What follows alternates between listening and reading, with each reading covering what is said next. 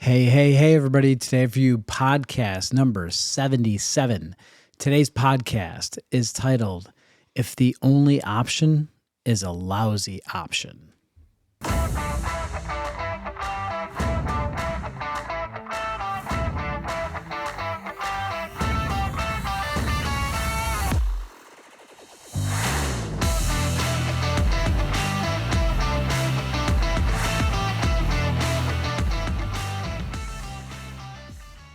Hey, everybody. Welcome to this week's edition of your weekly Limitless Life Network podcast. I'm Dr. Pete Lombardi, and this is the Limitless Life Network podcast where we flesh out the limitations that are preventing you from reaching your goals and living the life that you were called to lead. And of course, sitting next to me, I can't forget my beautiful wife, my lovely life. Lovely life. Lovely life with my lovely wife, Sandy. Here she is. Say hello. Hello. All right. So a huge shout out to our raving fans, the ones that tell me they've heard the podcast, listen to the podcast, like something about the podcast. And actually a shout out to one of our great listeners right now, John, who actually brought me a book called The Carnivore Code by Paul Saladino. And I'm totally engrossed in reading that. I'm going to tear through that in no time, but that has put me onto some other authors, and so I've been digging down that road of carnivore. So, somebody asked me, Sandy, this is a fill-in here, off the cuff. You were going to post or at least remark on like when you went off of carnivore, if you noticed any changes. Have you gone off of it? A little bit. I had some fruit, mango, and an orange the other day, and honestly, I attribute my grumpiness that evening to that. It's the only thing I can think of. I think the sugar messed with me. So yeah, I do feel a lot more stable, more energy for sure when I stick to straight carnivore. Yeah, I noticed the same thing. I was grumpy. No. Not that you were grumpy. I was trying to figure out what day you were grumpy. I don't even know. So it's funny because I found that once I started eating carbohydrates, I have like no control. I was like off the hook. I'm like, oh, I can eat Brussels sprouts. Let me just have like 4 servings of Brussels sprouts. Mm-hmm. And the next thing you know, I'm feeling awful, like bloated. And I immediately, when I went off, started to gain weight back. Well, and it's a challenge because it's things that we've thought were good for us. Brussels sprouts, fruit, it's not like we binged on cookies, but, it's just, it's sugar is sugar, carbohydrate, I should have probably went for the ice cream. Yeah. No, I honestly, I feel I've gone back to carnivore and I feel way better. Energy levels better, everything's better. So I don't see any point in the thing that we have definitely noticed though is like I would normally lean towards a leaner meat. So like, I don't know, chicken or even fish, but we're not full when we eat that. Like if we eat a steak with some fat on it, then we're full for a good period of time. Yeah. And it's satisfying. We're still dialing that in. Yeah, definitely don't. It's weird when you consume animal fat and animal protein, it fills you up and it stays with you much, much longer. And you see, you're not eating the same volume of food. So you're not used to it. So, but that's just a side note. That's nothing about what this podcast is about today. But I just wanted to. I know somebody was wondering, what the response was if we went off of it. So the experts that I've been reading say that you should give it 90 days, and we only did like 32 days or something like that. Mm-hmm. So I'm gonna stick with just going with it because I just feel so much better with it. But anyway, I want to thank everybody for listening. That's first and foremost. And follow, share, subscribe, whatever you got to do to help us reach more people and to make this a more popular podcast, because I think the content is useful, helpful, and it's all with good intention. So thank you for doing that. Thank you so much. So on with the show. The title today is If the Only Option is a Lousy Option. And I know both of us could kind of give the backstory on this, right? You know Rick better than I. Okay, so last week I received a text message from my accountability group. It was a group message, and it was a video of a gentleman that we all learned a lot of lessons from at a couple of seminars that we had gone to. And great guy. His name's Rick Sapio, and you can Google him and look him up. Just a really awesome guy. But the long and the short of this this video, it was really about him getting sick last summer, and it was, I believe, it was in August. He went to the hospital with jaundice and extreme pain, feeling absolutely lousy, and he got the diagnosis of pancreatic cancer. Yes. And it wasn't just pancreatic cancer, but it was the most deadly and the worst pancreatic cancer possible. And he just was like really, really sick and just out of it, so to speak. And they said, well, we're going to start chemotherapy right now, today. And because this is going to kill you, is what they told him. And that this chemotherapy will just help prolong your life about 2 months. 2 months. So that you can at least get your affairs in order and say your goodbyes to your family. And Rick is a different guy. He just said, I need some more options. And they said, no, you don't understand. And I got to say, this is a caveat of mine. When somebody says to me that I don't understand, and you just told me that I'm going to die of cancer, no, I think I understand. I think I understand what those words mean. Like, it's not like I'm not paying attention. Like, that's what I'm thinking to me. Like, this guy's an intelligent man. He understands what you're saying.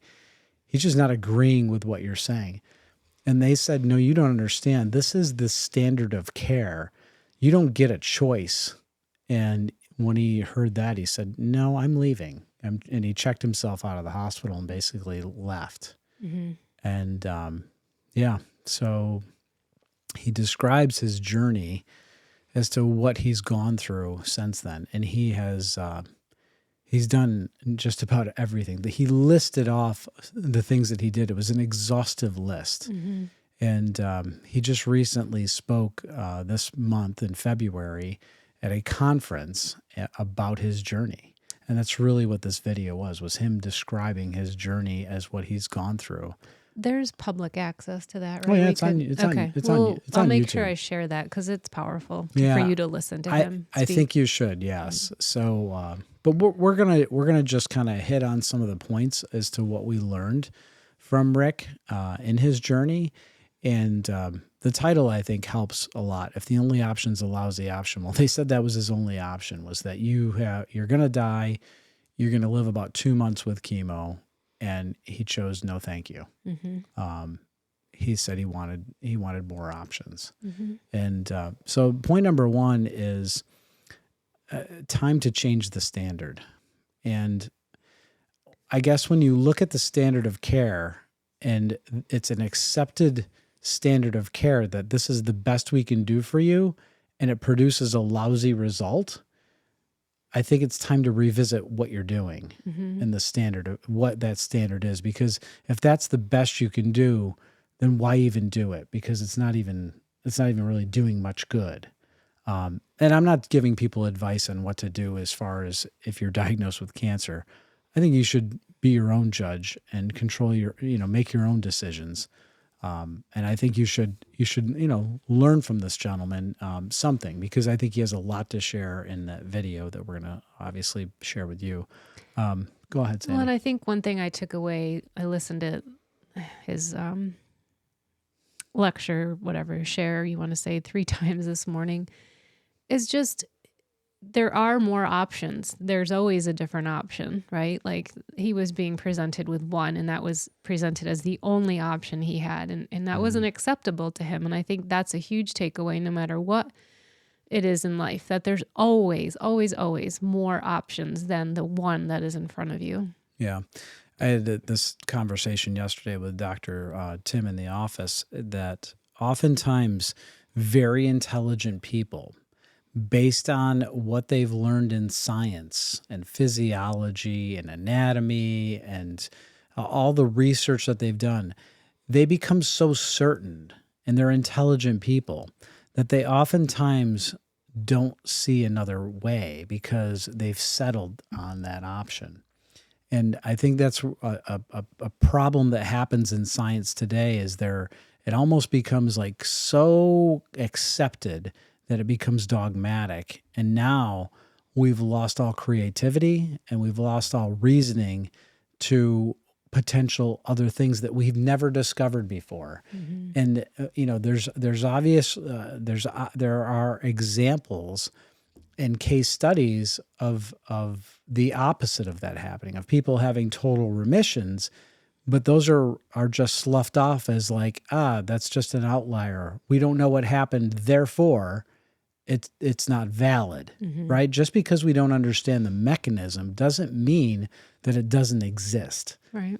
For example, I listened to a researcher the other day who was talking about a ketogenic diet helping people with schizophrenia. And he said that I can't publish this research and what I'm recognizing because I don't know the mechanism and no one will believe me until I can describe the mechanism. And he said the standard of care for treating epilepsy is medication. Although for over 100 years, we've known that epilepsy is handled with a ketogenic diet. But it's not the standard of care because the mechanism isn't understood. Wow. So that's just one example, or maybe two examples, of how science works and how it actually has its limitations. Right. And this whole podcast is about getting you to recognize where these limitations are so that you can remove them from your life. Well, and I think just for myself, like with the carnivore, as the individual implementing this alternative, I don't care what the mechanism is. I care about the result. So if I know I'm feeling tremendously better on this, I don't really care in a sense, like what the mechanism is, that just the result. Right. I agree 100%. And I can't describe every bit of the physiology behind it. I do understand it at a decent level, but at the end of the day, the results are what matter. It's your quality of life. It's your quality of life. It's your future. So, So that brings us to point number 2, which I think is a really big point, and that is accept full responsibility. And that, go ahead. Well, he talked about, checking himself out of the hospital, and I'm sure it took some doing to go against the doctor's desires there. But he was accepting complete responsibility and ownership of his health. And he was going to research and figure out what his options were. Total, switch of mindset. And I think he talked about going from defense to offense. Like he was out to find what was going to help his body get back into a healthy state. Yeah. And again, I think, accepting full responsibility is a complete shift of mindset. And it's not to be overlooked lightly, because it's very easy when you don't feel well to stop making decisions for yourself and to stop thinking critically. It's very easy to defer to these so-called experts because they're confident. And I think that can be a very vulnerable and dangerous situation that we can put ourselves into. I know that when I don't feel well, I don't want to make decisions. I just want to be left alone, right? Yeah, and one thing that just coming to me, he talked about, do you remember he talked about like a terrain change? Like, what was the term? But basically it makes me think like getting out of the hospital in one sense was a terrain change. Like it opened up his mind to different possibilities. I know they talked about it in the treatment. But anyway, yeah. Yeah. So that brings us to point number 3. And point number 3 is you must become the expert. If you really want to become successful at any endeavor, there's no shortcut. And what do you need to learn? You need to learn everything. And it takes a lot of work. I was listening to another successful guy, Alex Hormozy, talking today, and he said, we totally underestimate what we think it's going to take. And he was using the example of like marketing and flyers. So he said, I tested these flyers and I thought, this was going to be successful, but they bombed. And he's like, and he was speaking to somebody that recommended using flyers for marketing. And he said, well, so how many flyers did you send out? And he said, I sent out 1,000 flyers. And he's like, I never test with less than 500,000. And he said, I get about 0.5% that return on that.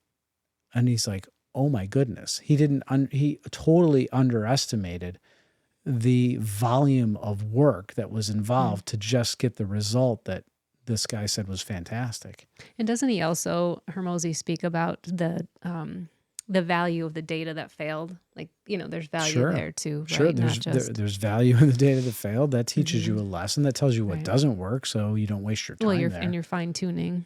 Exactly. But you must become the expert means that you can learn it too. I had a conversation with somebody yesterday about rebuilding a motor, for instance. And I said, I've never done it. I've never pulled a motor out of a vehicle, and I want to learn how to do it. And he's like, yeah, I can help you. I can teach you how to do it. And I said, well, I'm sure you can, but I actually want to learn. I want to learn on my own in a way. Would it be faster if he taught me? Probably. But I kind of like working by myself and figuring things out because the discovery process helps build you. It helps make you. It helps shape you. And Rick is becoming an expert in his disease, believe it or not, because of the volume of work that he has done and the effort that he has put into it. So, yeah. So anything else you want to add to that one? No. Okay. I mean, you would think with the disease that you would just trust that the doctors know all there is to know on it, but he's going to research exactly his specific situation and specifics to him. So he will become the expert in the disease in him, so it's totally different. And that's all he can think about, right? Like they go home, they have other patients. Sure. They have a family. So it's not They're necessarily not to a fault of this, of the medical field. It's just that you're going to own it because it's in you, right? Exactly. So, and point number 4 is accept the challenge as your friend. And this, he describes in the presentation about how, I don't know what the test was, but they looked at cancer victims or people that had cancer. And it was in a children's cancer hospital. Okay. Describe it then. Well, I don't know the exact numbers, but say there were 40 patients in this children's ward, and they went in and they asked them to draw a picture of their cancer. And out of the 40, 38 drew a monster type of image. 2 drew a friend, like a happy image. Like a smiley face. And the statistics, unfortunately, coming out of that ward were that 38 died, and the 2 that saw cancer as their, quote, like friend, not this demonish, scary, they survived. So it was perspective, you might say, or I don't know where you want to. Well, I think this is the example of like, this is a challenge that you are faced with, and a challenge only you can grow from that. So it's an opportunity. Nobody looks at cancer today. I mean, very few people do, as an opportunity for personal development and growth. What Rick asked for this year, what was the word he used? Oh gosh, transcendent. Yeah, he wanted to learn something new that forced him to go beyond his own known limits. And he prayed to God to give him a challenge that would put him to beyond his own known limits. Yeah. And it's amazing because he delivered. Yeah.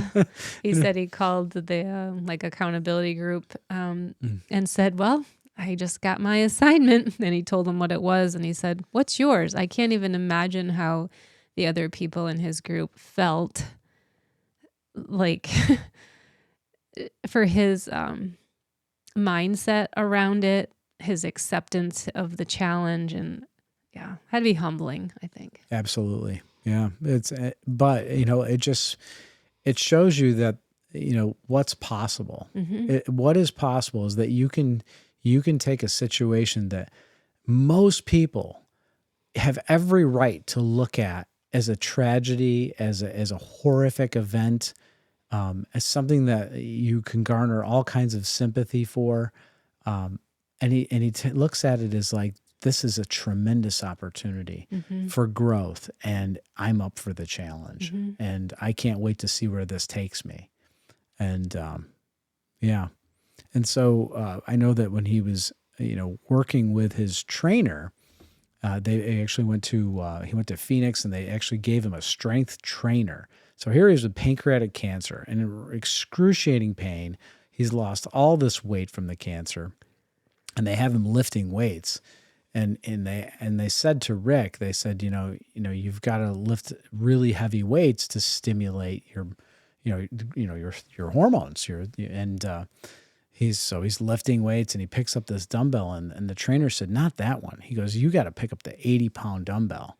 And he's like, I've never lifted 80 pounds in my life in a dumbbell to do bent over rows. And he said, do you want to exercise for your cancer, or do you want to exercise to build your muscles? You can either exercise to build your cancer, or you can exercise to build your muscles. Which one are you going to do? So he picked up the 80-pound dumbbell and went to work. And it's amazing. It's amazing that he accepted that challenge in so many different aspects. It's huge inspiration. Huge inspiration. That brings us to point number 5. Which is don't ask, just do. This is, I think, so good for him to share what it's like to be the patient and the family that's going through this and has this awful diagnosis. And he talked about so many people saying, hey, what can we do to help? And he was describing it. He said, it's kind of like being in the ocean with a storm, then the waves are just crashing over you and you're gasping for your next breath. And then there's this helicopter just hovering over you.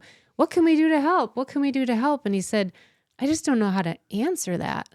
And he was saying, just do something. And he talked about, he had, different friends who were generous, and they came with finances and support and time, came and, brought a meal or drove his kids or did something. And then he talked about a friend with a scarcity mindset. It was a best friend he'd since childhood. They talked 3 times a week, called and told them he had this diagnosis. And the friend's like, oh, he just ruined my day. Thanks. And he hasn't heard from him since. That's like 6 to 8 months ago. Yeah. And he's like, it's just crickets, and so many people just go into that cricket mode because they don't know what to do. Right. And he asked another one of his friends, and he's like, are you going to come to my funeral? And he said, absolutely, I will be at your funeral. And he said, hey, I'm alive right now. Why don't you come and visit me? Yeah. So that's really good. It's just such a shift. But yet he had this other generous friend, that came over to his house, and Rick's like, I have to leave, tomorrow to go to Europe for this treatment. And he said, well, who's going with you? And he said, no one. He goes, well, I'm going with you then. And he dropped everything. This man owns his own company. He left his company. He left his family. He flew to Europe with him and paid for everything. Yeah. Paid for the flights, paid for the hotel, paid for the food. He even took him to a play or something. A symphony. A symphony. Symphony. And he said he woke up in the middle of the night, and he was just in excruciating pain, and he looked, and his friend was hovering over him, looking right at him, like, yeah, it's just he was in it with him. Yeah, I mean, you can't ask for somebody to do more or to be more generous than that, but. Sometimes we get paralyzed, and we are the crickets because we don't know what to say or what to do. And my hope for you is to just do something. Just whatever pops into your head that you think could be a blessing for somebody, do it. Yeah. Don't put it off. This just came to me. you went to the seminar where Rick spoke years ago, and I wasn't there, but you came home all excited because Rick had presented about creating a family placemat, and you kept it at the dinner table. And they talked about how important family dinner time was, and we did this. We created it with our family, and we brainstormed our values, and we put them down and put it on this placemat. And the kids went and looked up what the Lombardi family crest was, and it just struck me that didn't it translate that the ruin will leave you unafraid? The ruin will strike you unafraid, and how appropriate. And our kids will send that back and forth to each other when they are going through something hard. And so, Rick, we thank you for impacting our family and inspiring our family so many years ago, and that's carried through decades with us. And so I hope his story, I know it will inspire others. And so we'll get that posted. Yeah. Well, that's all we have time for this week's edition of your weekly Limitless Life Network podcast. Be sure to tune in each and every week so you can stay connected, be inspired, and keep moving toward your best life by stripping away your limitations. And we will see you back next week. Thank you for listening.